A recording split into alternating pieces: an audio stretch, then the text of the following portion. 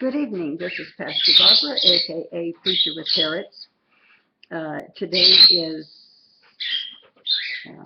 7. That would be July 22nd, 2015. I'm looking at the birds running behind me. This is the first time I've had the lovebirds out for a long time. I've had the baby cockatiels out.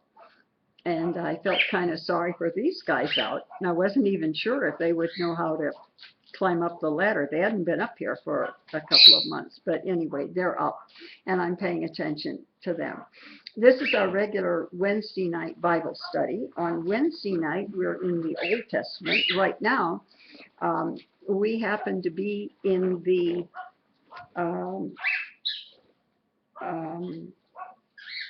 area of history that's called the divided kingdom.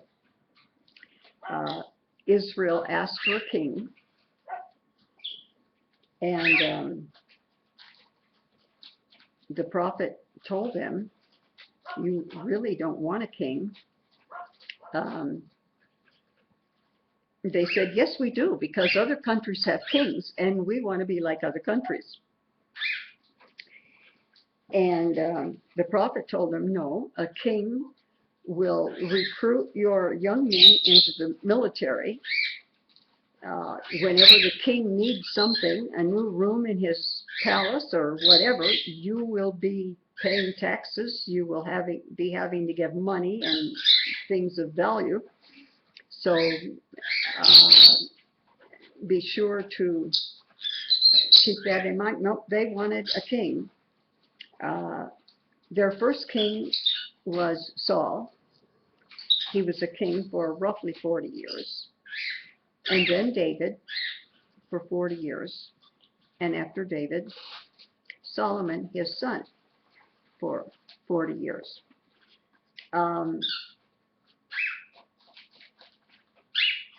You would think, I don't know if any of you noticed what I put on Facebook and also in my mailing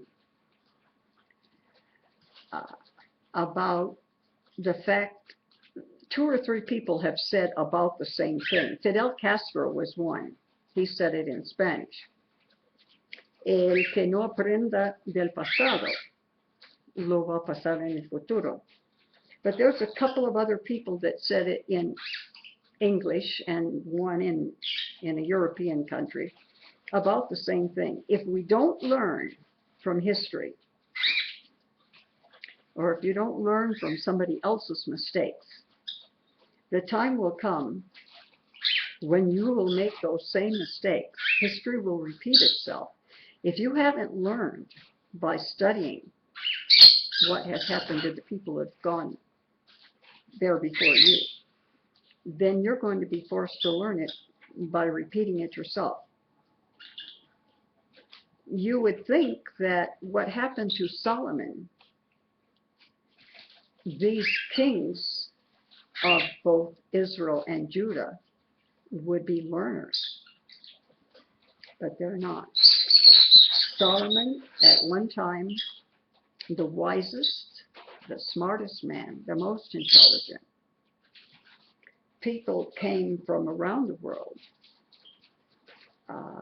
not only to see the accumulation of his wealth, but to listen to him talk about things like trees and nature and things that he had specific knowledge of. It. So you're right. It's that we learn nothing. That's right.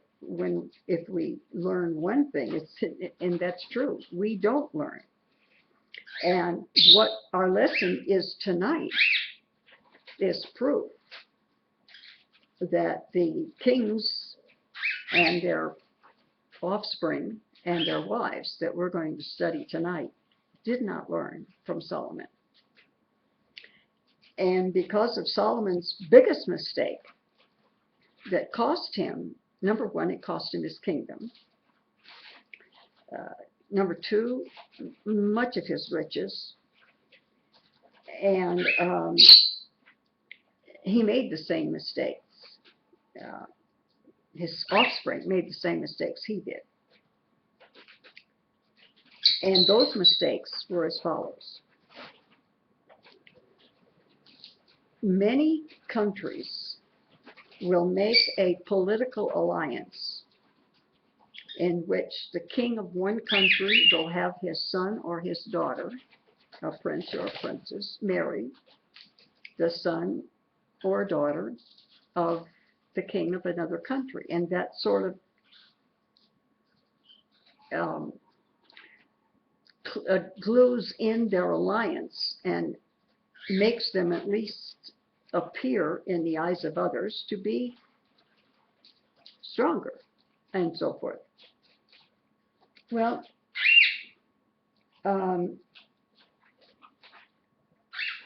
as popular and as wealthy, and he had at that time the largest group and holdings and power and possessions of any other kingdom, of any other king.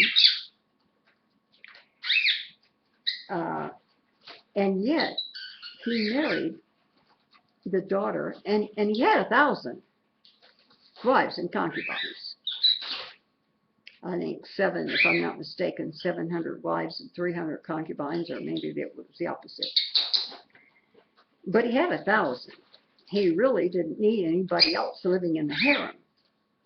But for the purposes of a political alliance, he married the daughter of the Pharaoh of Egypt. He had many wives, but he lived with this one.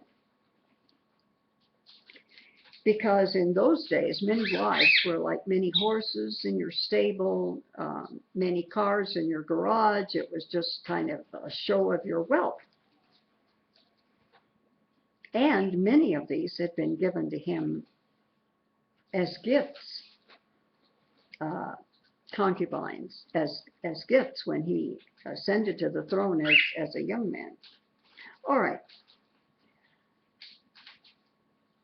You would think that his offspring would have learned. At first, Solomon was just being kind-hearted and made places for his foreign wives to worship their foreign gods.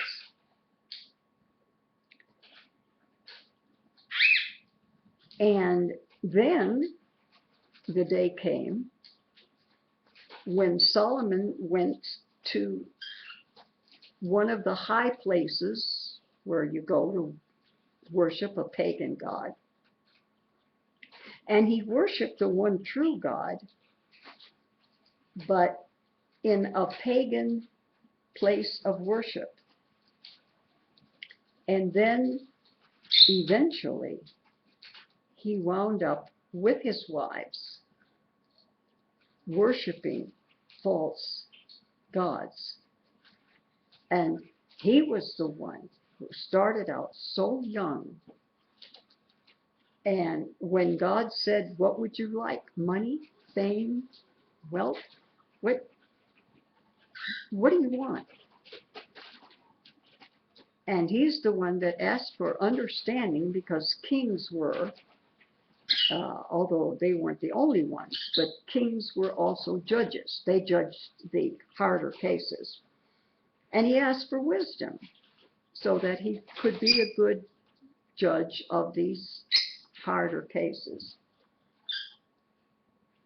Do you see these things here that are, you've seen, I think, these kinds of birds, they take paper and they do this with it, and they put it under their wings, and I guess the idea is to make a nest with it. That's what these guys are doing. They haven't been up there very long, but they've got a whole lot of these things all over the floor already in just 10 minutes or so that they've been up there. All right. We are now in the time of the divided kingdom. Saul ruled for 40 years. David ruled for 40. Solomon ruled for 40. Because he served other gods, Solomon was going to lose his position as one of those kings of the United Monarchies. But God made a promise to David. Now you and I, because we're brought up in another culture, and we're brought up in another time, we got our ideas about which sins are worse than other sins.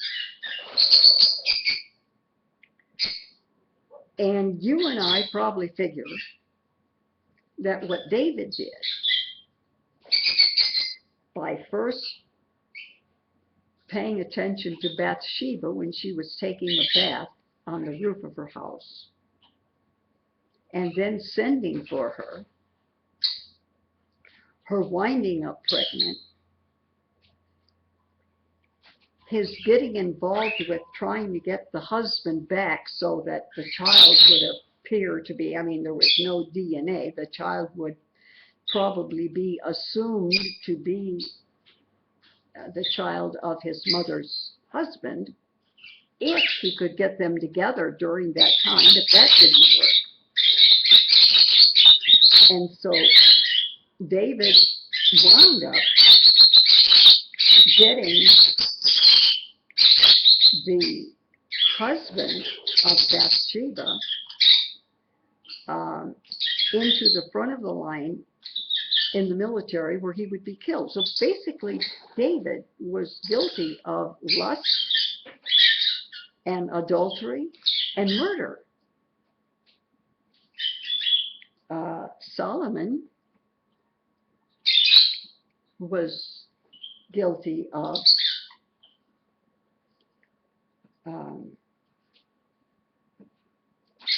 having more wives than kings were supposed to have, and allowing those wives to lead him into false or worshiping false gods. We probably, you and I, would probably figure that,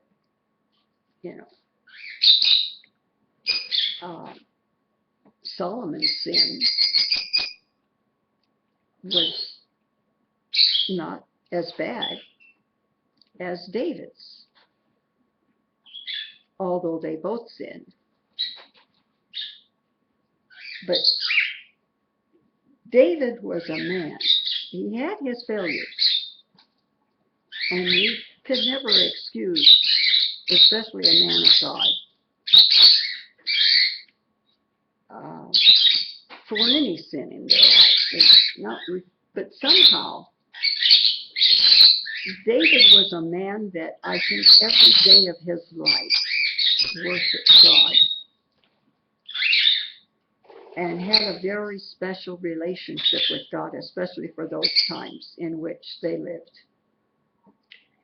And God referred to him as a man after my own heart. And God made a promise to David. And several times in Old Testament history after that, we see the results of that promise. God said, because of David,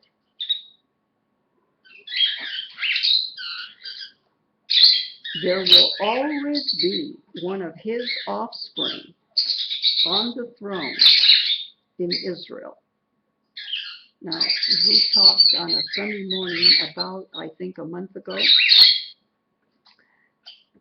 and I talked about what is predestination, because the word came up in one of our Sunday night stories. It's making all the noise.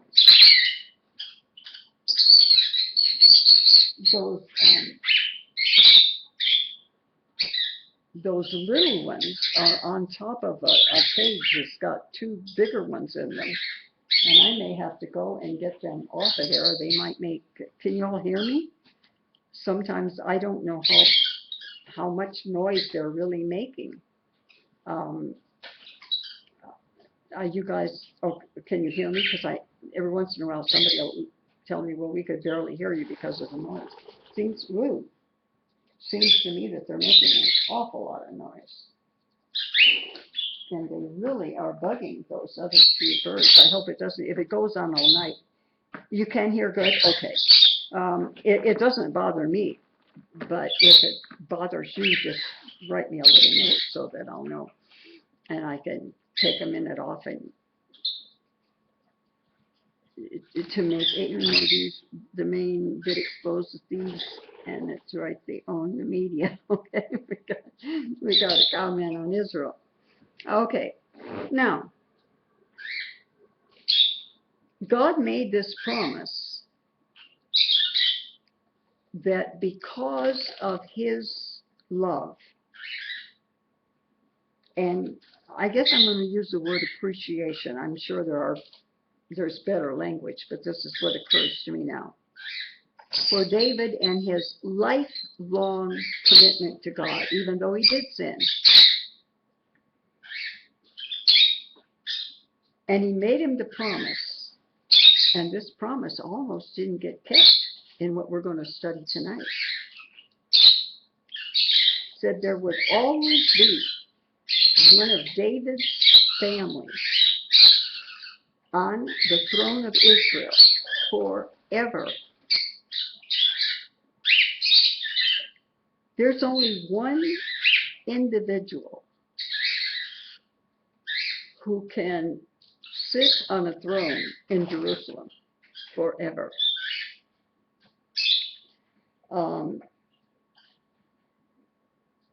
Because aside from Enoch and Elijah,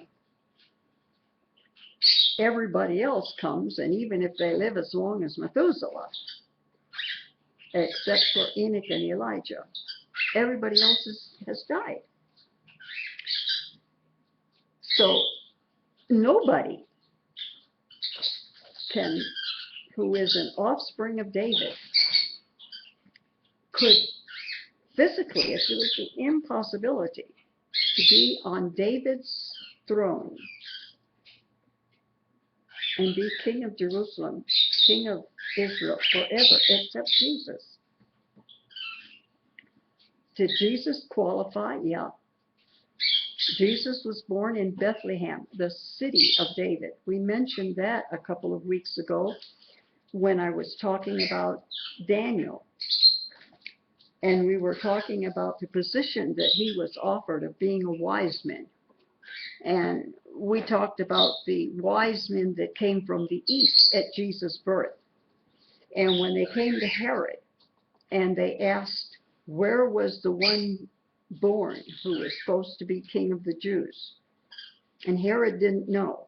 But every nation had its own wise men.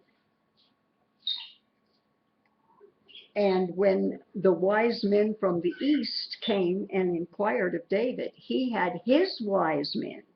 Now, they were skilled in languages, in sciences, astronomy was one of those sciences. Literature was another one of the sciences. And one of the things that Herod's own wise men did, so they could tell the wise men from the east that were looking for Jesus to worship him where he was, they read the Old Testament prophecy that Jesus would be born in the city of Bethlehem, the city of David. And they got that right out of the Old Testament. So that's how, sitting in Jerusalem, Herod was able to tell the wise men from the east that Jesus could be found in the city of Bethlehem. Well,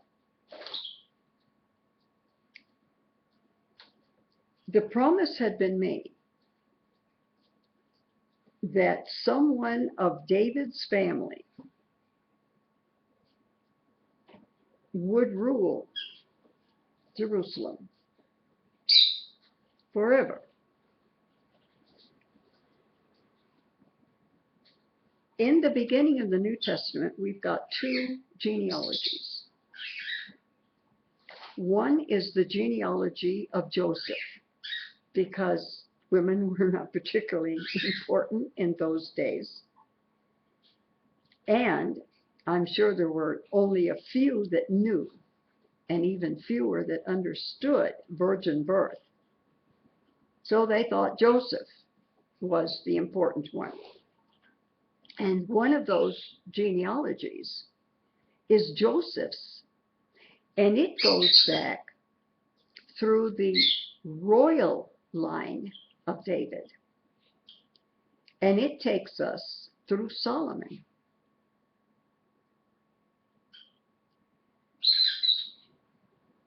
God's outlook about Solomon, with his having been so smart and so wise and so well received, and then going and following his many wives into false worship, God would not even mention Solomon's name except for the promise he made to David. David had another son. Well, David had many sons. One of David's many sons was Nathan. And if you go to that second, one is in Luke and one is in Matthew, and you go through that second genealogy, and you see that Mary, the Virgin Mary, is born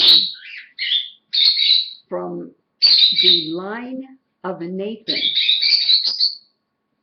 Now, this would not have impressed those that were reading the genealogy looking for a king, because David's kingly line was through Solomon, who followed him as king. But a son is a son, and an ancestor is an ancestor. And the Virgin Mary comes from the line of David, but through another son by the name that I just mentioned. All right, I want to show you a piece of an email. I took a picture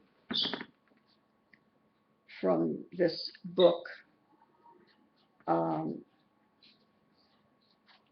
that I got, maybe about 4 months ago now. It's been a while.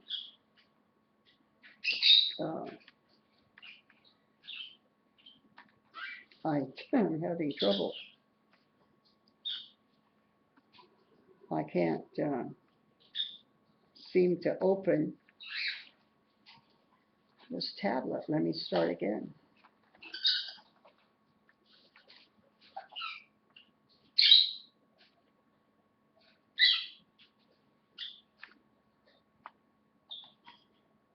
Don't tell me that after doing all of this, I'm not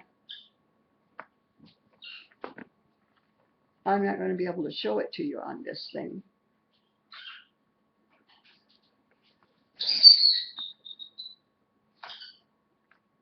I can't, it's not taking anything. Oh, there we go. Here we go. All right.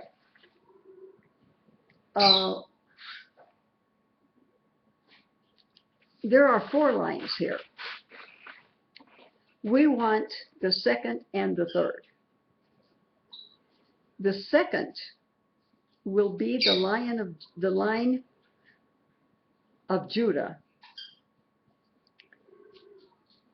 which is the 2 tribes in the south. that where the temple was, and the remnant through which all the promises in the Old Testament about Jesus would be fulfilled. The third out of those 4 lines is about the kingdom of Israel, which is the northern kingdom, or the 10 tribes. And I hope this thing will behave itself. It doesn't want to.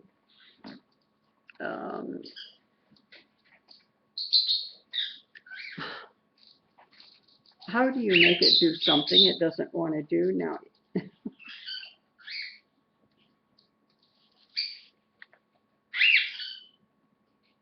I may just have to give up on this, because I don't think I have the patience to mess with it tonight.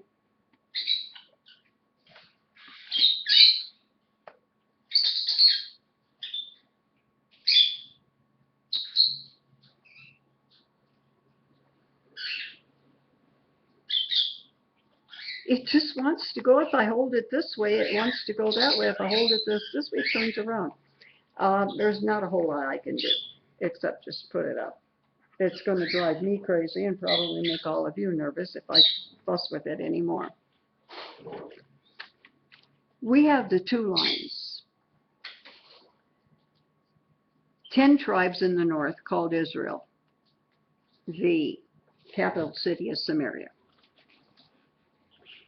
2 tribes, Benjamin and Judah in the south. The capital is called Jerusalem. That's where the temple is.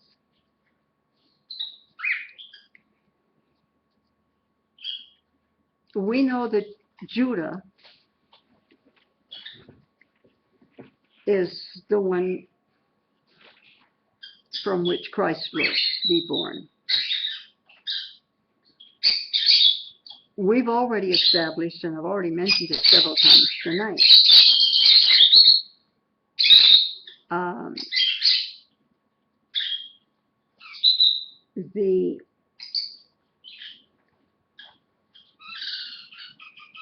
after the kingdom of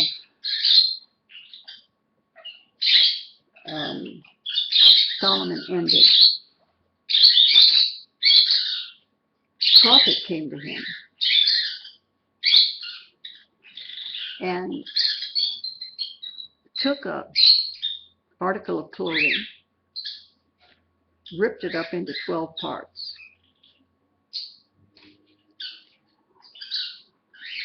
He was talking, this prophet was talking to the king's head servant.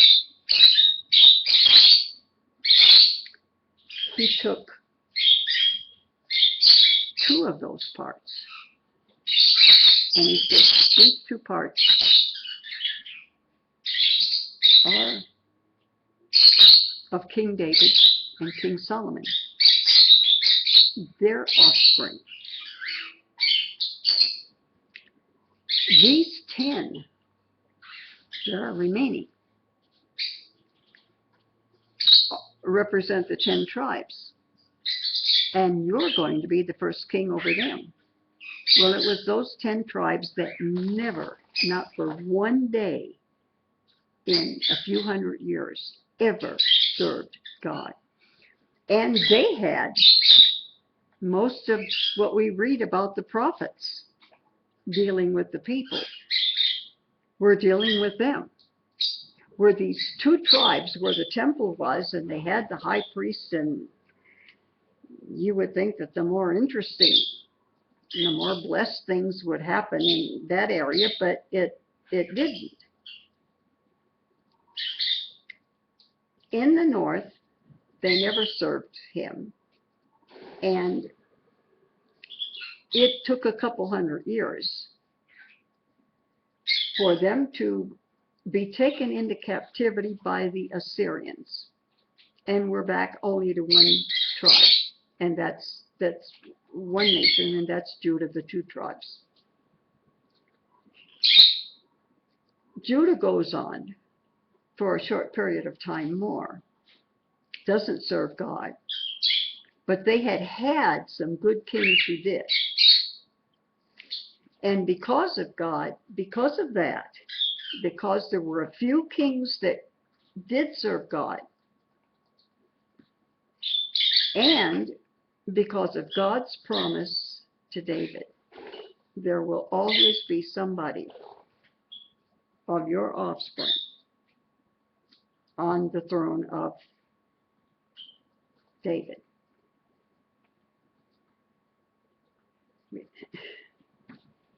Let me get the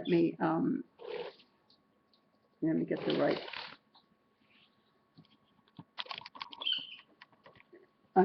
I don't think I'm moving my camera and I'm not doing a very good job. No, you can't. Yeah, wait a minute. See the birds coming up? They have found the rope and they're on their way in. I could only show you that on one camera, so the video that I made, you didn't get to see it. Let me see if I can show you that.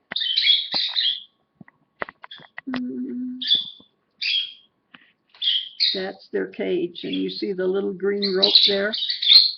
And they're going in. They're going in the door. There's two of them. I don't know where the other one is.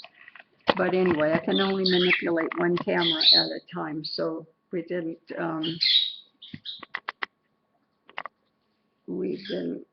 all get to see.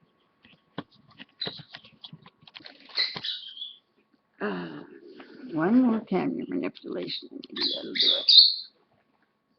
Okay. So the head of the king's servants becomes king. And Solomon's own son becomes king.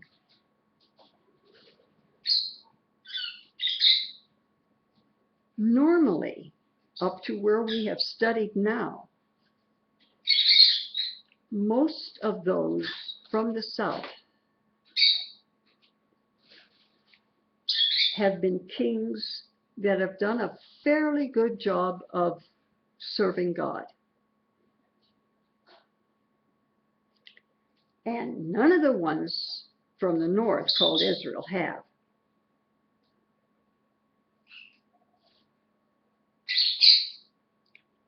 We had probably the worst king and the worst queen that any country could have had from a religious, God-fearing point of view. And that was Ahab and Jezabel. We're going to talk about Jezebel's death. We're going to talk about her offspring and the offspring of King Ahab and Queen Jezebel. They were probably the worst examples of all the bad examples that came out of northern Israel that didn't serve God. And it's already been prophesied that her death is going to be bloody. It's already been prophesied that her offspring, if they died in the city, would be eaten by dogs, I believe. And if they died in the country, would be eaten by birds.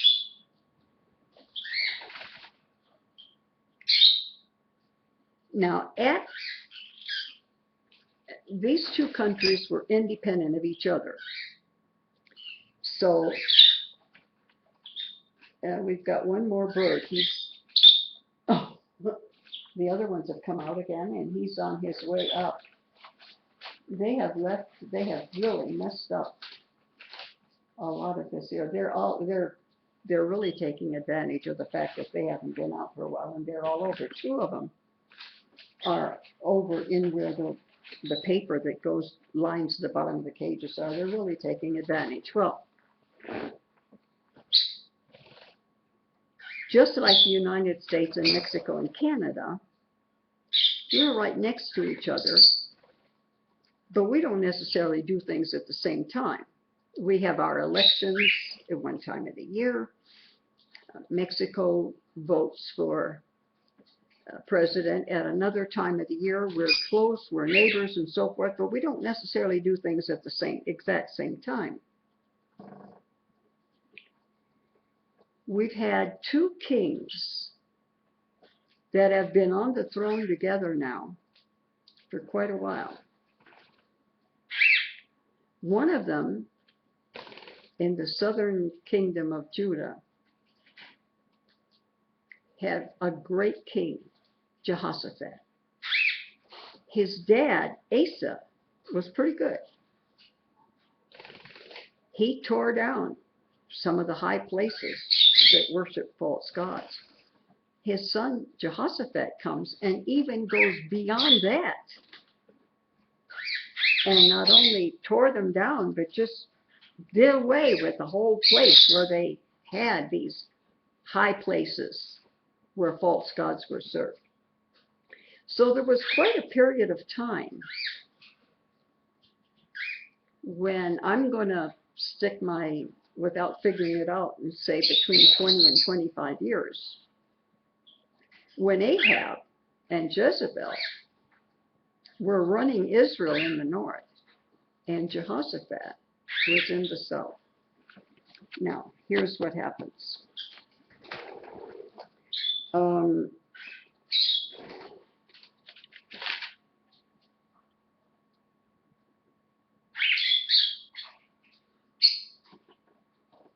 Let me, because I'm using two different chronological Bibles here, and they're both different. One of the things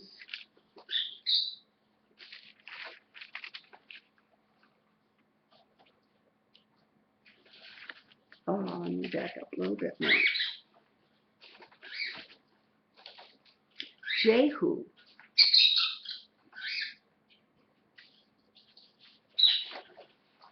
ruled for 28 years.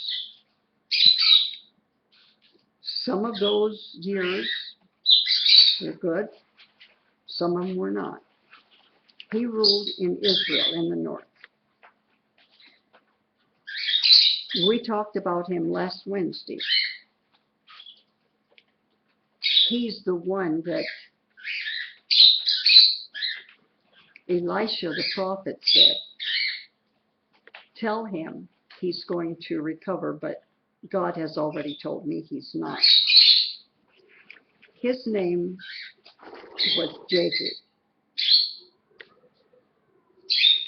This was 858 years before the birth of Christ.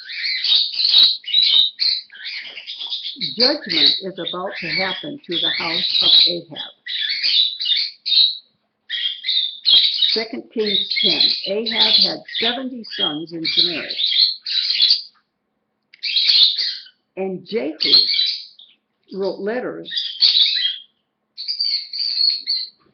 and sent them to Samaria, to the rulers of Jezreel, to the elders, and to those that brought up Ahab's children. Okay. I just had something change on my screen, but apparently it didn't affect the camera, so I don't think any of you all are aware of it. Ahab has 70 sons. Now, his wife Jezabel is going to die tonight, okay? They had 70, not 70 kids, 70 sons. Look, even out the best and the meanest of your master's sons, and send him on his father's throne, and fight for your master's house. Of these 70 sons, I've got something happening over here that I'm going to have to X out. Something is happening on and they're wanting me to make a decision right in the middle of what I'm already doing. He said, find appropriate leaders to rule Israel of these 70 sons. Verse 4, they were exceedingly afraid, and they said, behold, 2 kings stood not before him. How shall we stand? How will we know what to do? And he was over the house, and he that was over the city, the elders also, and the bringers up of the children, sent to Jehu, saying, we're your servants, and we will do everything you bid us to do. But we can't pick a king.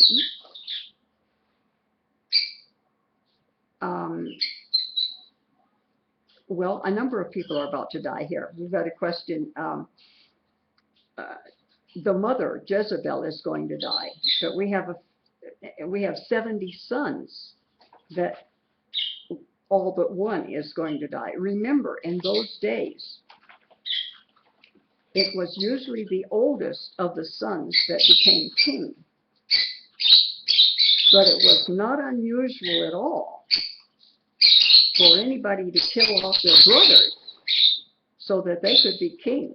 But we're going to see somebody killing off their own sons and grandchildren to be not king, but queen. Then he wrote a letter the second time saying, if you're mine, and if you will hearken unto my voice, take the heads of the men in your master's sons, and come to me at Jezreel in the morning. Now the king's sons, there were 70 of them.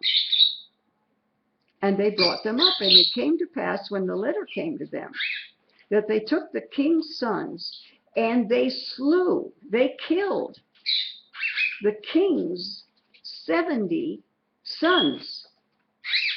Now, normally the oldest son would have been the new king. They were all killed. And they put their heads in baskets and sent them to Jezreel. You know, usually in those days when they killed somebody and wanted everybody to be aware of it, they hung their heads either on trees or on the wall or on some high place where everybody could see it. And there came a messenger. This is in 2 Kings 10.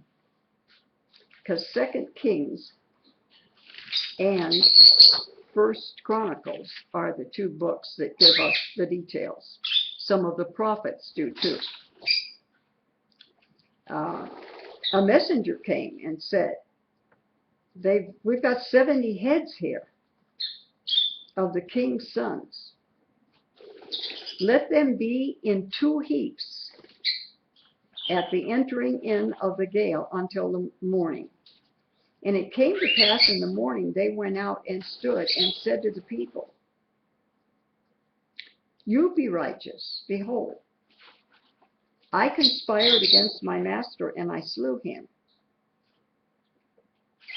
But who slew all these? Who killed these 70 people? Know now that there shall fall onto the earth nothing of the word of the Lord which the Lord has spoken concerning the house of Ahab. How can God's promise of a king that's going to follow Ahab, how can anything come about as a result? Because he has no sons now. Of 70 possibilities that could have been king, there are none. So the word was spoke concerning Ahab, the wicked king, Jezebel's husband. For the Lord hath done that which he spake by his servant Elijah. Right now, Elisha is the prophet. But he's the one who followed in the footsteps of Elijah. And what Elijah had said before has now come to pass. So Jehu slew all that remained in the house of Ahab. That would be daughters and other relatives, and all his great men, and his kinfolks, and his priests, because they didn't have a temple in the north, but they had some priests. And there was nobody remaining. I'm going to jump over now for just a minute and talk about Judah in the south. Right now we've got Ahab dead, his wife dead, his 70 sons that could have been king killed. We're going to see the terrible way in which Jezebel died, but let me go for the time being what's happening at the same time in the southern kingdom. In the 7th year, Jehoiada sent and fetched the rulers over hundreds, which were the captives of the guard, and he brought them into the house of the Lord. Jehoiada is the high priest. And he made a covenant with them. He made an agreement with them. And he took an oath in the house of the Lord. And he showed them the king's son. This is in the south. This is not Ahab. And he commanded them.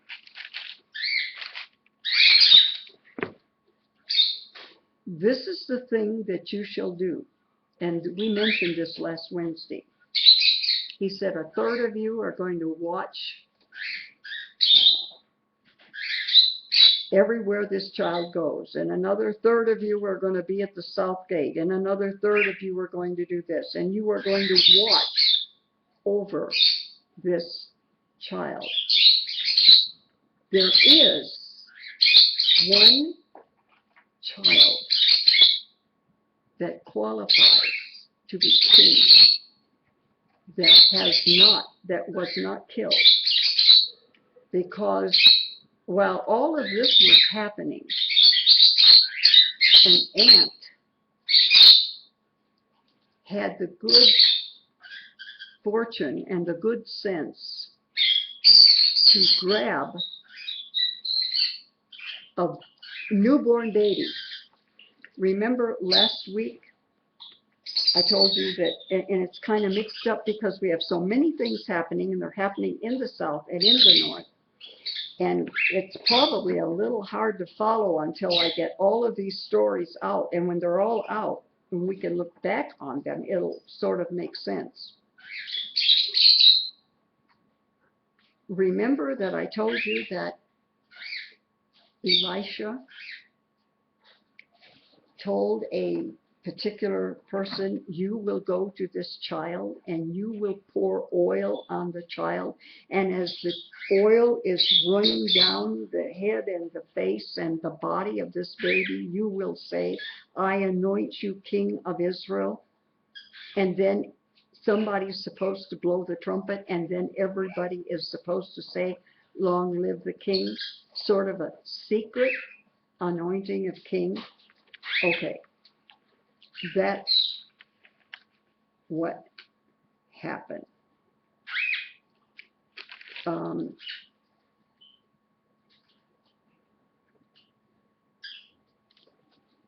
We now come.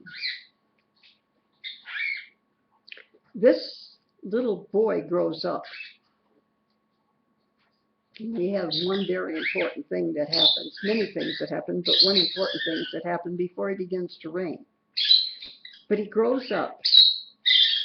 He's presented to the people when he's 7 years old, and he begins to rule. How can a 7-year-old rule? Well, it's the pronouncements of the king. Obviously, everybody, I'm thinking, and I probably better not mention it, I'm thinking of somebody running for president right now that's kind of running off at the mouth, I guess is one way to say it. But the person who is king that makes a statement, that statement is law. But whether you're a 7-year-old child or whether you're an old man and you should know better, nobody in a high position should talk a lot without talking to advisors a lot first.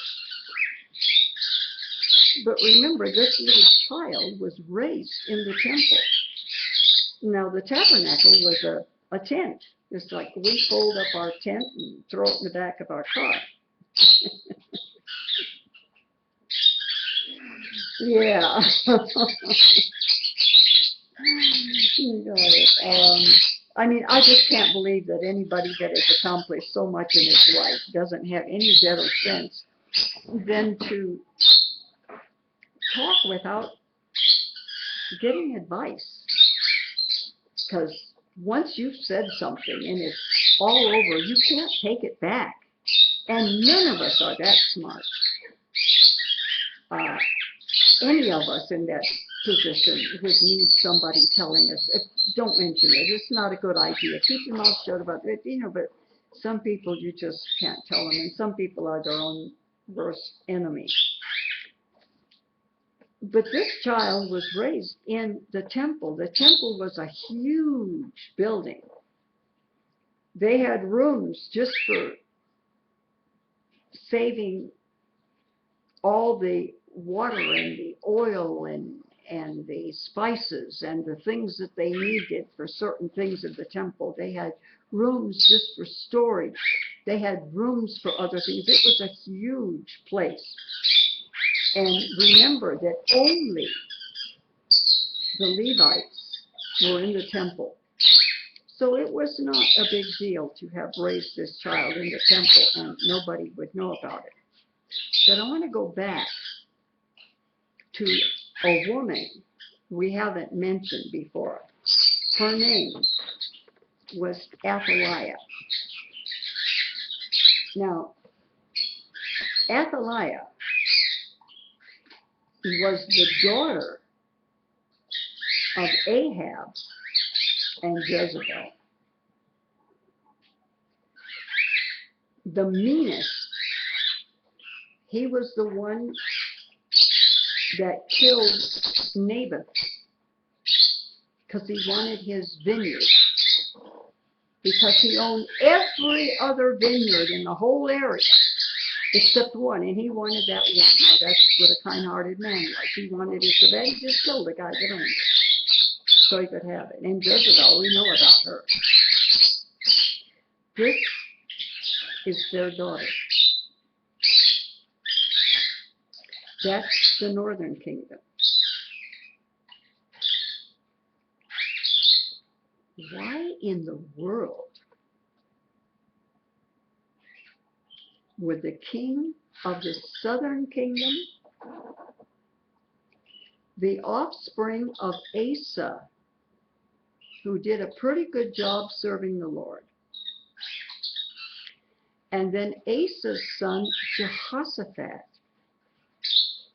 who did a more excellent job of serving the Lord even than Asa did.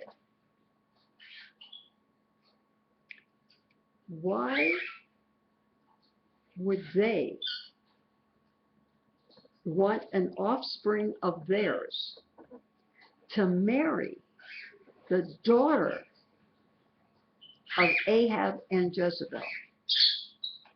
It was one of those political alliances. It would mean that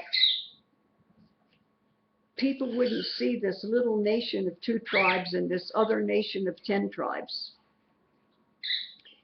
But people will see the 12 tribes as it had been before and as it is now, territorial-wise, and would see it as one whole rather than as 2 smaller portions of a country.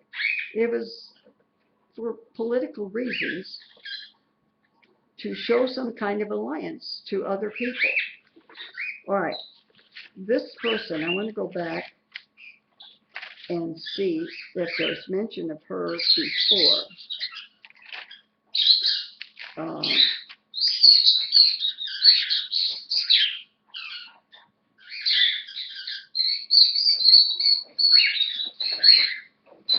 There is mention before of, hang on, let me go back. It's kind of hard in this particular Bible to find out the order in which some of these things are happening.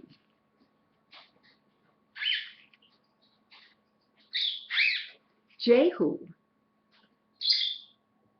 is the son of Jehoshaphat, good king in the south.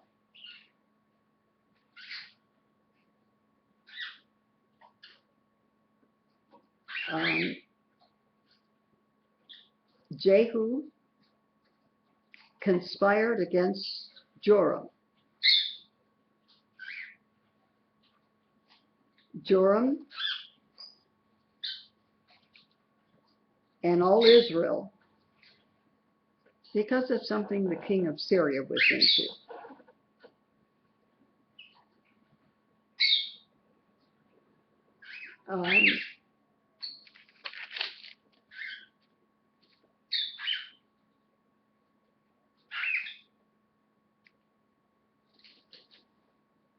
And the watchmen came, and Jehu was driving furiously. And Joram said, "Make ready. The chariot is ready." And Joram, king of Israel, the north, and Ahaziah, king of Judah, king of the south, each in their chariot.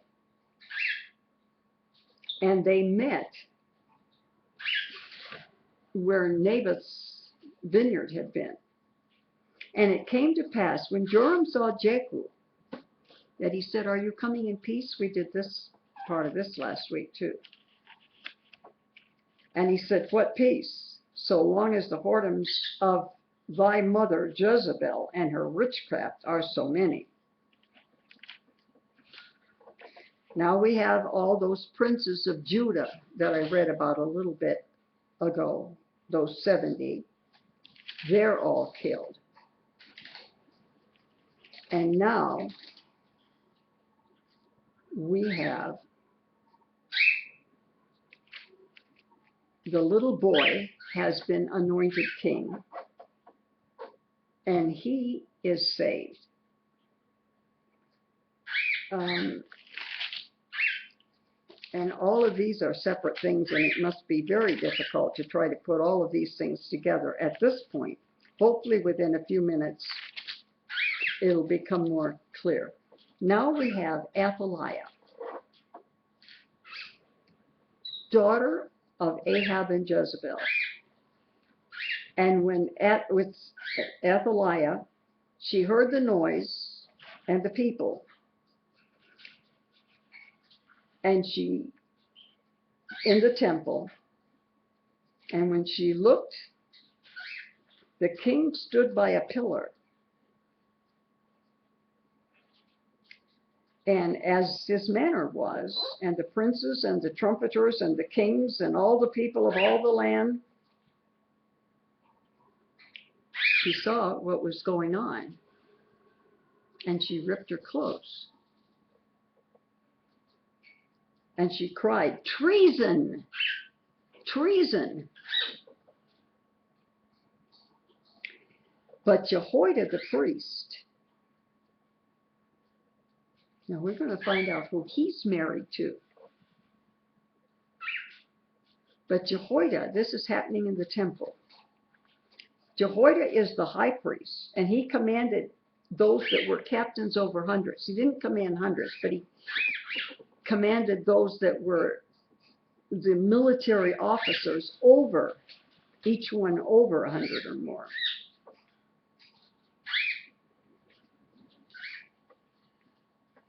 And said, have her forth without the ranges, and him that followeth her kill with the sword. For the priest said, let her not be slain in the house of the Lord. They want to kill her, but not in the temple. And they laid hands on her, and she went by the way by which the horses came into the king's house.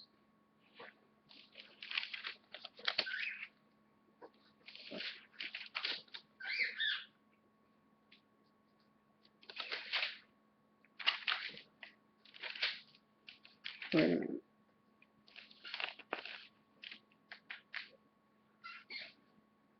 And there, not in the temple, but by the king's house, where the horses were, that's where she was killed. Now, that's what Kings tells us. Let's see what Chronicles tells us about the same story. Now, when Atheliah heard the noise of the people running and praising the king, she came to the people unto the house of the Lord, and she looked, and behold, the king stood at this pillar, and the princes and the trumpets and the people in the land rejoiced, and they sounded their trumpets, and the singers and the instruments of music, and those that taught others to sing, this would be the choir masters, have her forth of the ranges, and whoever follows her, let them be slain too. But the priest said, slay her not in the house of the Lord. And they laid hands on her. And when she was come to the entering in of the horse gate by the king's house, that's where they killed her. Now, Joash, the little king, was 7 years old. And he began to reign, and he reigned for 40 years. And his mother's name was Zibiah, and Joash did that which was right in the sight of the Lord all the days that Jehoiada was priest. Now we're also told in Kings, in the 7th year of Jehu, when he was 7 years old, he began to reign, and he reigned 40 years in Jerusalem, and his mother's name was Zibiah.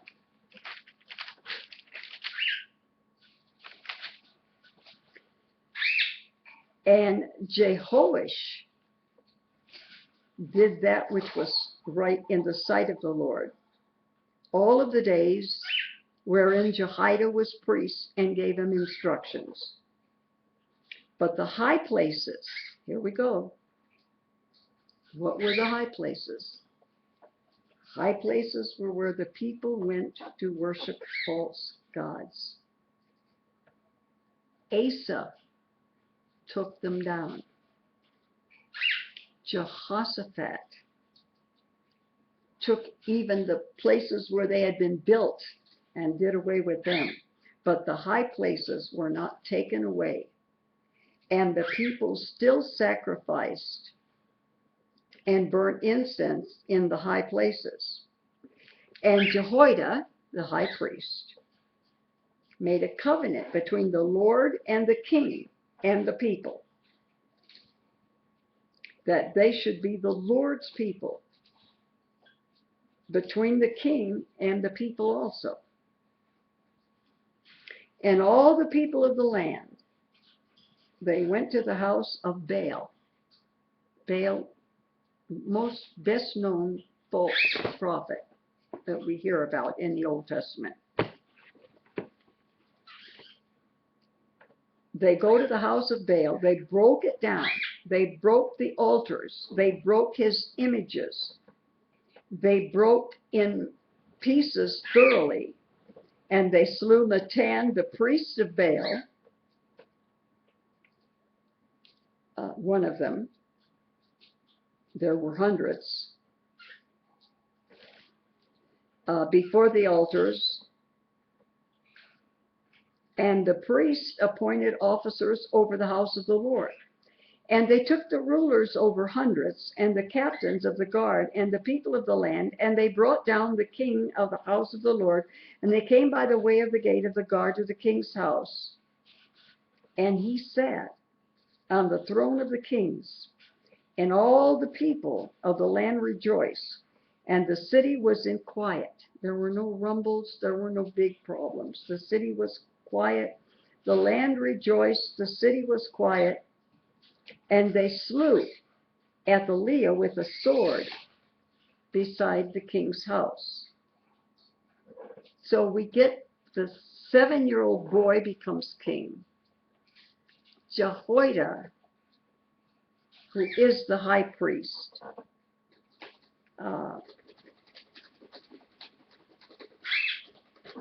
tries to guide all the people. This woman has to be slain. She, for a short period of time, was the only female monarch Israel ever had. And that's because she was married to the king when the king and his 70 sons became dead at about the same time. The grandsons, nobody's thinking about preparing them, and there's nobody to assume the throne, and she becomes the monarch of those 2 little tribes in the south where the temple is.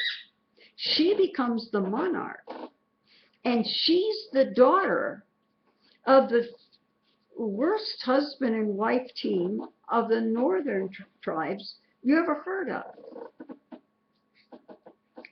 And yet she's married to the king who is now dead, and she becomes now the ruling monarch. It's all kind of difficult, and we've got all these different scriptures telling us these different things at the same time. Now, I don't know whether I'm going to find it in time to read it to you or not.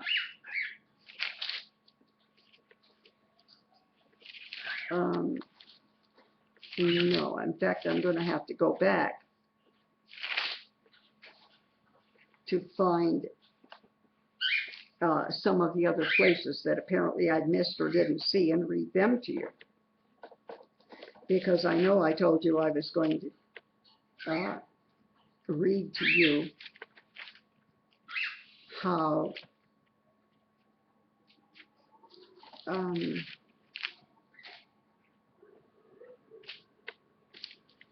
Jezebel dies. These don't appear to be in any kind of logical order here.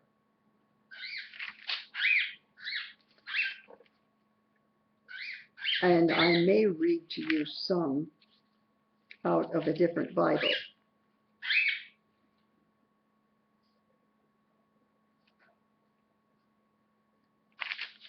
All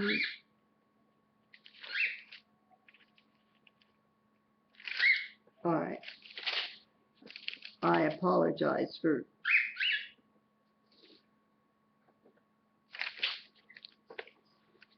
not being a little bit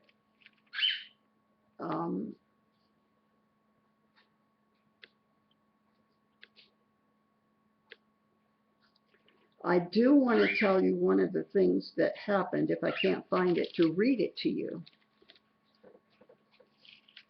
I want to tell you how this little boy survives when 70 others are killed.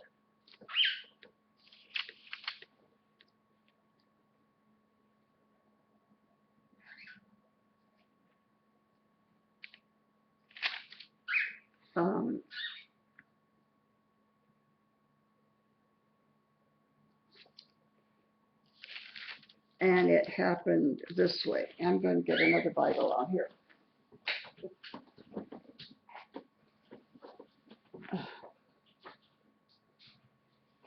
And let me move this over here where I can see. It happened this way. The aunt of the little baby that the prophet has said, you're going to pour oil on him. You're going to say, you are king of Israel. And the trumpet will blow, and a few people will say, long live the king. She found this little baby while the other 70 are being lined up.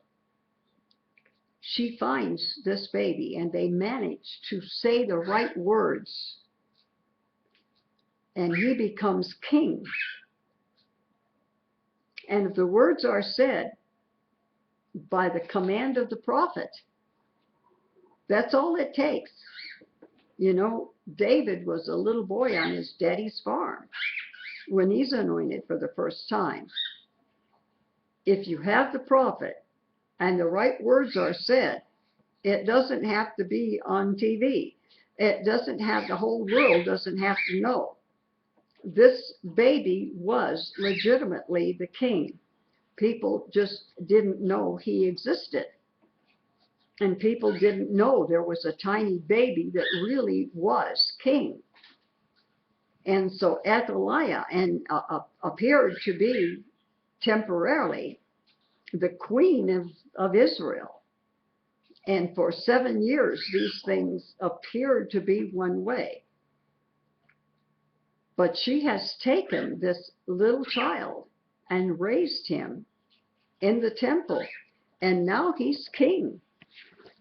And he's only 7 years old, but he's doing everything that Jehoiada, the high priest, tells him to do.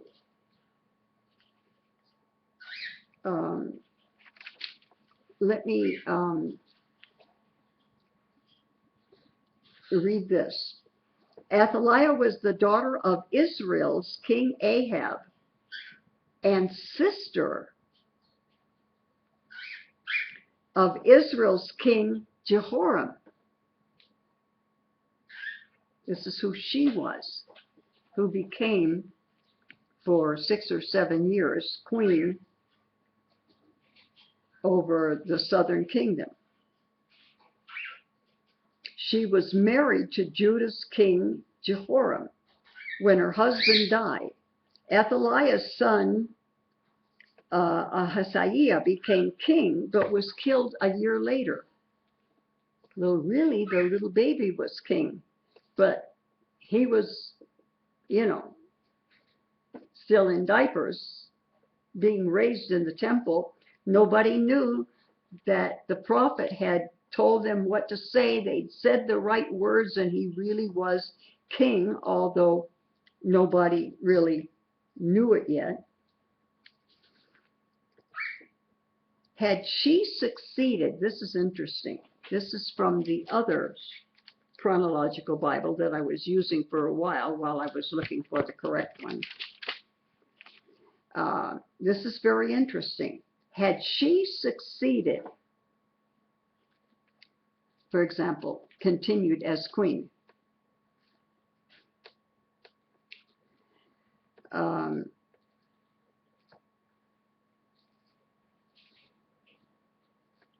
she tried to kill all of her grandsons. Had she succeeded, well, she killed 70. There would not have been a descendant of David to sit on Judah's throne. One grandson survived, the infant Joash.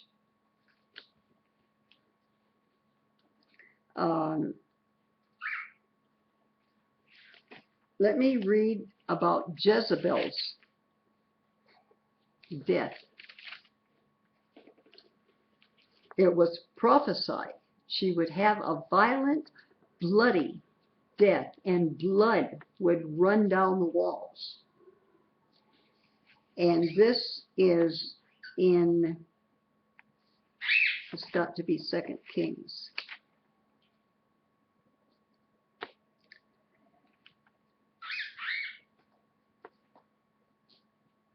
When Jehu had come to Jezreel, Jezreel was where all of this, it's a place where all of this happened.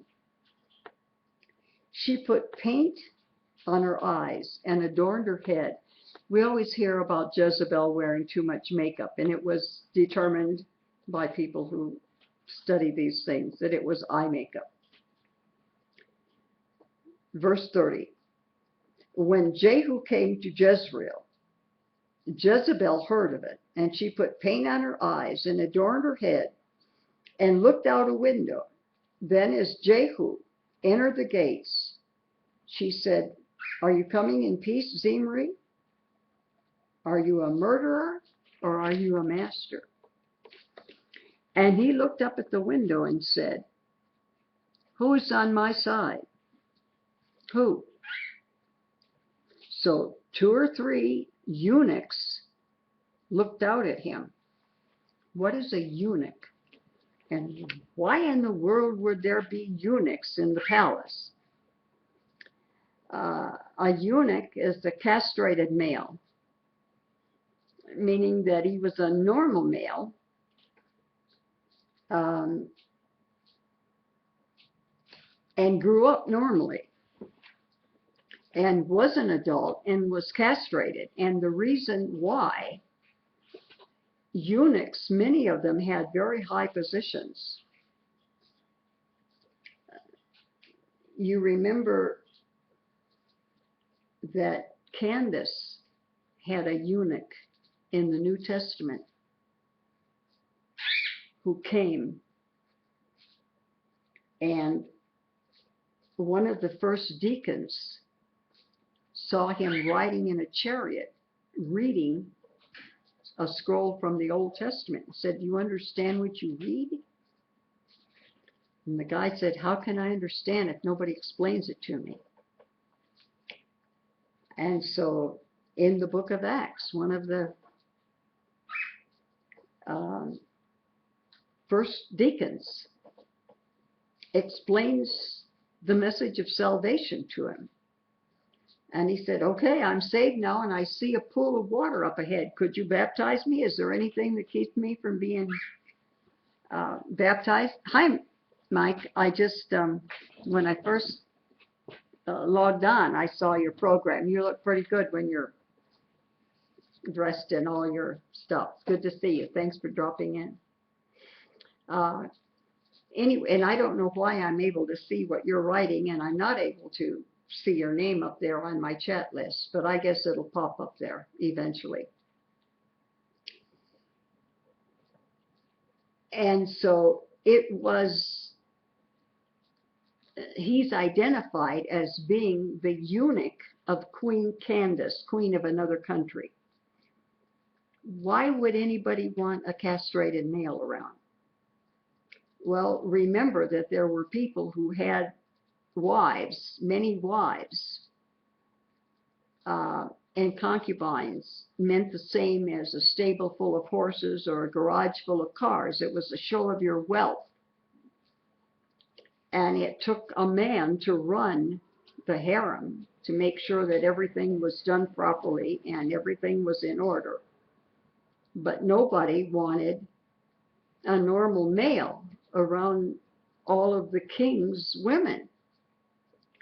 So it had to be somebody who grew up normally. This was not a person who had a medical problem, but this was a normal human being who, and this, by the way, there was a time in our history when castration was a form of, take your pick, either stopping people from being rapists or punishing them for being rapists and saying that's the last time you will rape anybody. That has happened in our country many, many years ago. But that was the reason, and there were eunuchs who had very high positions. I mean, to be in charge, just imagine to be in charge of all the king's chariots or all the king's horses. Well, to be in charge of all the king's wives and concubines is a very high, prestigious position. And so it was the deacon that spoke words of instruction to Candace's eunuch. It was a high position. And it was like being the CEO of all your companies if you were rich and wealthy and had a lot. That's what a eunuch was. All right, let me go back now.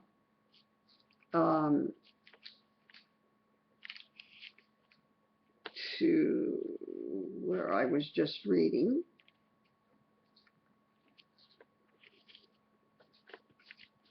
And I lost my place.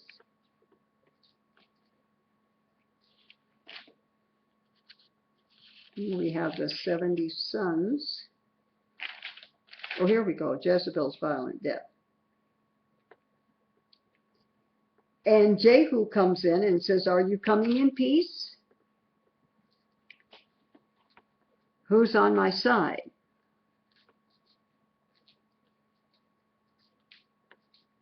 Who?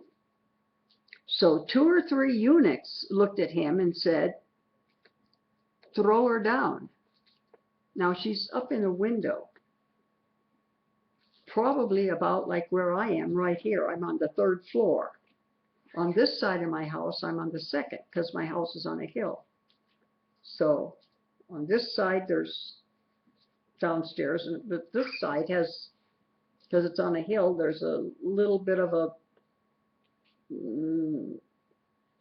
we call it a buildup. So half of my house has 3 stories and half of it has 2. So when I'm out on the deck, I'm like looking down from the 3rd floor. And someone says, "Throw her down." So they threw her down. And some of the blood spattered on the wall and on the horses. And he trampled her underfoot. And when he had gone, he ate and drank. And he said, "Go now. See to this accursed woman," talking about Jezebel. It had already been prophesied that if any of her sons died in the city, they would be eaten by dogs. And if they died in the country, they'd be eaten by birds. "Go now, see to this accursed woman and bury her, for she was the king's daughter." Her father had been king also. Not because she was a good woman and deserved a good funeral, but because of her father's position. So they went to bury her, but they found no more of her except the skull and the feet and the palms of her hands. Her skull, empty in the center, her feet, this side of her hands. That's all there was to bury. Therefore, one came back and told him, And they said, "This was the word of the Lord, which was spoke by the servant Elijah." Of course, Elisha is the prophet now, but these words were spoken back when she was trying to kill all the prophets in Elijah's days. The prophet Elijah had said, "On the plot of ground at Jezreel," remember I said a few minutes ago that Jezreel was the place where all this happened, "dogs shall eat the flesh of Jezebel, and the corpse of Jezebel shall be as refuge." Refuge is garbage. "On the field, in the plot of Jezreel. So they shall not say, 'Here lies Jezebel.'" It's a saying at the graves of many people.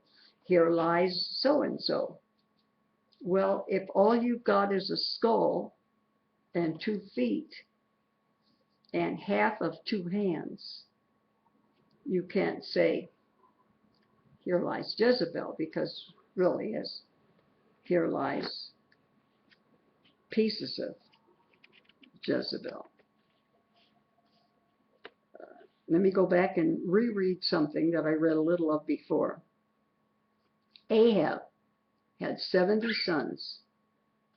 Jehu wrote them letters. Said, "As soon as you get this letter, since you're your master's son, get your chariots, get your horses, get your weapons, leave your fortified city, and come."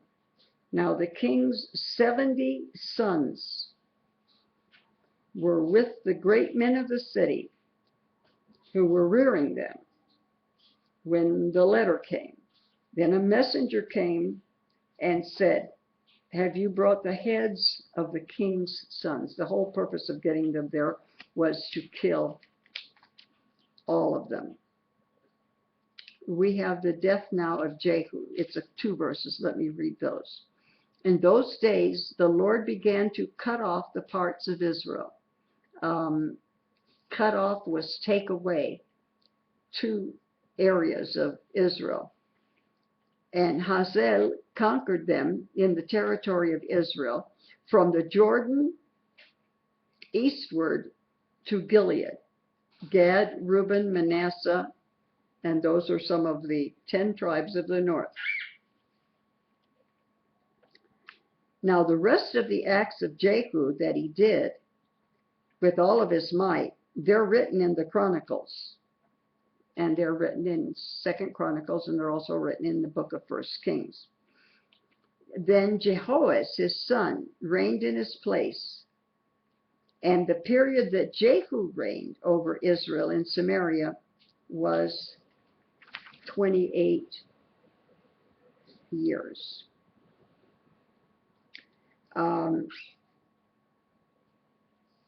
Let me read a comment here about Atheliah taking the throne of Juda. This is from 2 Kings 11 and into chapter 12. "Jehu exceeded his role of destroying the Israelite house of Ahab, and he killed even Judah's king, Ahaziah." It's not hard to explain Jehu's actions. Ahaziah was related to Ahab's family through his mother, Atheliah. His mother was from Ahab and Jezebel, but his father was from the southern tribe of Judah. How all this happens, we don't have details for it. But she was the one that killed the 70 grandchildren and became the queen mother. Joram was the uncle of Judah's king Ahaziah, so Jehu killed them both. With her son dead, Atheliah seized the throne of Judah herself and nearly exterminated the Davidic line. Because if it hadn't have been for that little baby, there would have been nobody in the right line, the right relationship to somebody of David's kingly line to have qualified. She wanted to make sure nobody could challenge her rule. For the first and only time, a queen ruled Judah on her own. Athaliah's reign, and that was between 841 and 835, so that was for 6 years. And remember, the little baby ruled when he was 7. She ruled for 6. There's a year's difference. Who ruled during that year? Remember, there was one who ruled for 1 year. So that came out to the 7 years. And the little baby that had been hidden was 7 years old when he became king and began to reign. For one young prince, Joash. And remember that name. So we're going to find something really unusual that happened, that he found in the temple. And remember, that's where he spent his first 7 years of his life, growing up in some of those strange rooms in that temple.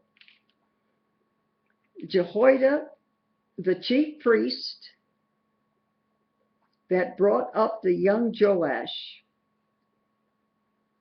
got him ready for the throne. The ascension of Joash, and that was between 835 and 896. Somebody take away 96, take away 35.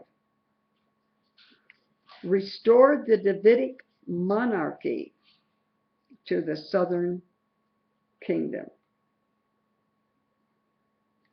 Let me read a couple more verses, one more verse about Atheliah. This is in the 11th chapter. When Atheliah, the mother of Ahaziah, saw that her son was dead, she arose and destroyed the heirs. But Jehoiada, the daughter of King Joram, sister of Ahaziah, took Joash, the son of Ahaziah, and stole him away from among the king's sons who were being murdered. And they hid him and his nurse in the bedroom from Athaliah, so that he was not killed. So he was hidden with her in the house of the Lord for 6 years when Athaliah reigned over the land. Of course, he was hidden there for that other year, while that other child ruled for 1 year. In the 70th year, Jehoiada sent and brought the captains of hundreds, of the bodyguards and the escorts, and brought them into the house of the Lord, and he made a covenant with them in the house of the Lord. And he said, this is what you do. And this is when he said, 1/3 of you are going to take care of this child, and another 1/3 of you are going to watch when he's in such and such a place. So the captains of the hundreds did all that Jehoiada the priest commanded them. Each took with his men who were going to be on duty on the Sabbath, and they had it all worked out what they were each going to do. Then the escort stood, every man with his weapons in his hands, all around the king. This is when they went back after 70 years of captivity in Babylon, and they went back and started to rebuild the temple and rebuild the house. They did it with a weapon in their hand. They really did. They built with one hand, and they held a weapon in their other hand. It was how they got the job done. When there were those trying, of course, trying to keep them from getting the building and getting it taken care of.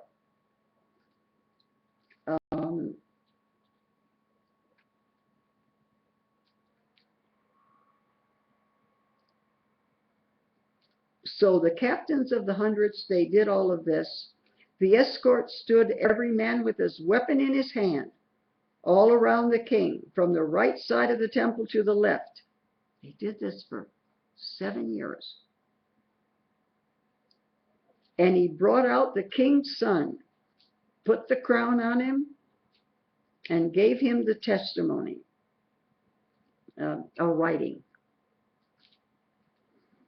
And they made him king and anointed him, and they clapped their hands and said, "Long live the king." Now let's see about the death of Atheliah. Now when Atheliah heard the noise of the escorts and the people, she came to the people in the temple of the Lord, and she thinks she's queen. She thinks she's the monarch. She doesn't know there's a 7-year-old boy wearing a crown, and that the high priest has just presented him in the temple to all the people as the king. She looked, and there was the king standing by a pillar. So Athaliah tore her clothes, and she hollered, "Treason, treason." And they took her outside, and that's when Jehoiada, the high priest, said, "No, he can't kill her in here because this is a church." Take her outside, and they killed her out by where the horses were kept, out by the king's, which was then a 7-year-old boy. All that now became his property, but it was by the king's residence, out near the horses, as opposed to being inside of the temple. Well, let me check. You know what? It's 9 o'clock. It's just about the time that I normally quit. I realized that tonight's lesson was very disjointed. Perhaps if I'd have given it a little more time, I could have found a way to have given you all these different pieces of information in a little better order. But they're not written in the Bible that way. They're not even clearly written that way in the chronological Bibles, which give us the things in the order in which they happen, because you would say, well, doesn't everything happen to be in a chronological Bible? Doesn't it have to be in an order? Can't you just read it? No, I can't, because we've got 2 orders. We've got everything that happens in Judah here and everything that happens in Israel here. So nothing happens in any specific order. And perhaps I could have, had given it a little bit more time and come up with a better presentation. Oh, we've got Rabbi Stein here, right? Okay. Shalom, Rabbi.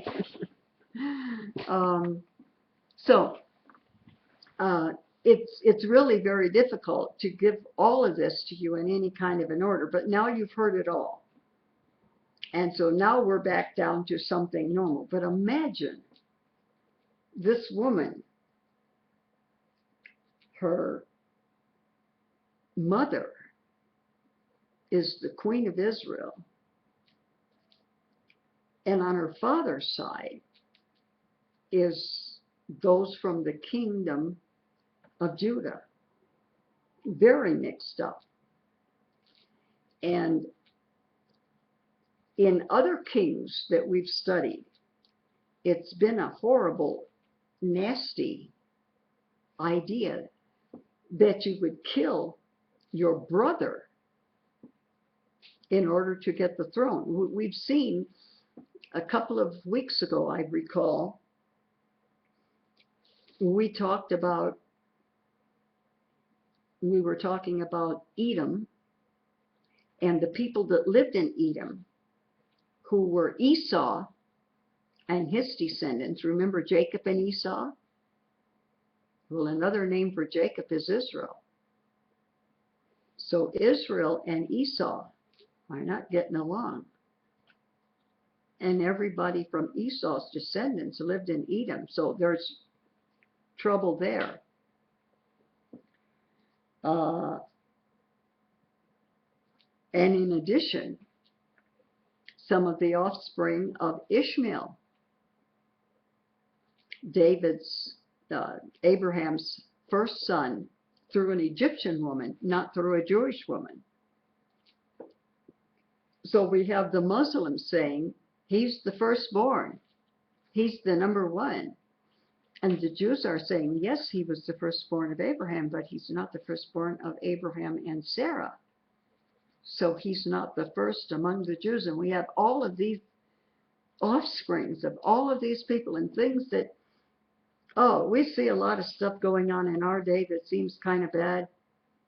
This was even worse.